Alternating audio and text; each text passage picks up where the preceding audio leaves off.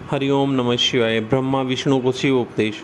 भगवान शिव जी की बात सुनकर ब्रह्मा जी एवं विष्णु जी ने कहा, आप हमें सर्ग आदि के 5 कृत्य के लक्षण बताओ। शिव जी ने बताया, सृष्टि, स्थिति, अहंकार, तिरोभाव और अनुग्रह में मेरे 5 प्रकार के कर्म संसार में नित्य सिद्ध हैं। इनमें संसार के प्रारंभ करने को सर्ग कहते हैं, उनको स्थिर रखने की स्थिति को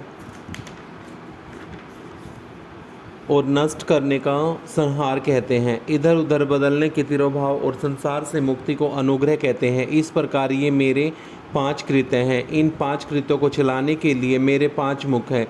4 दिशाओं में 4 मुख और मध्य में 5वां मुख स्थित है, जिसे केवल विद्वान व्यक्ति ही जानते हैं। 5वें कृत्य अनुग्रह को कोई भी नहीं पा सका है। तुम भी उस कर्म को भूल गए हो, तुम में मूढ़ता आ गई है।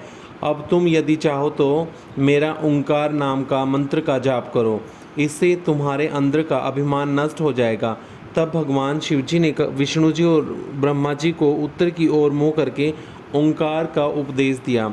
तब ब्रह्मा जी व विष्णु जी ने नमस्कार करके उनकी स्तुति इस प्रकार की, हे सर्वेश्वर, आपको मेरा नमस्कार है। हे संसार का निर्माण करने वाले, पंचमुख वाले, आपको हमारा प्रणाम है। गुरुदेव भगवान शिव ने प्रसन्न होकर कहा, तुम्हें मैंने सभी तत्वों का वर्णन करके मंत्र भी बतला दिया है। इसका जाप करके तुम मुझे प्रत्यक्ष जान सकोगे। यह मंत्र भाग्य विधायक और ज्ञान देने वाला है, इससे मेरे पद की प्राप्ति होगी। इस प्रकार उपदेश देकर शिवजी वहाँ से अंतर्ध्यान हो गए। शिवलिंग स्थापना विधि। श्री सुत जी ने ऋषियों को बताया, गंगा आदि पवित्र नदी के तट या किसी भी जगह शिवलिंग की स्थापना की जा सकती है। यह समझ लेना चाहिए कि शिवलिंग का पूजन प्रतिदिन होते रहना चाहिए। पृथ्वी संबंधी द्रव्य, जल से निर्मित अर्थात धातु आदि से बने शिवलिंग की स्थापना इच्छानुसार करें।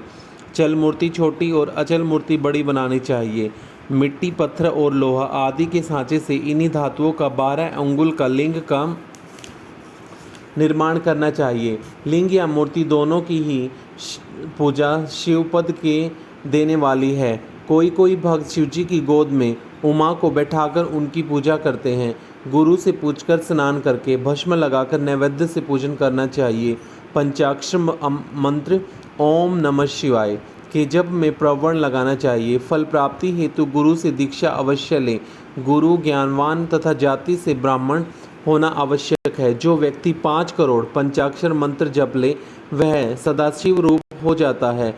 ब्राह्मण को प्रतिदिन 1008 गायत्री मंत्र का जाप करना चाहिए।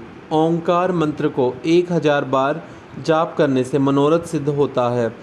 शिव अक्षेत्र में 100 गुना फल प्राप्त होता है। जहाँ पर शिवलिंग को स्थापित किया जाता है वहाँ से 100 हाथ तक चारों ओर की भूमि पवित्र रहती है। वह पुण्य क्षेत्र कहलाता है।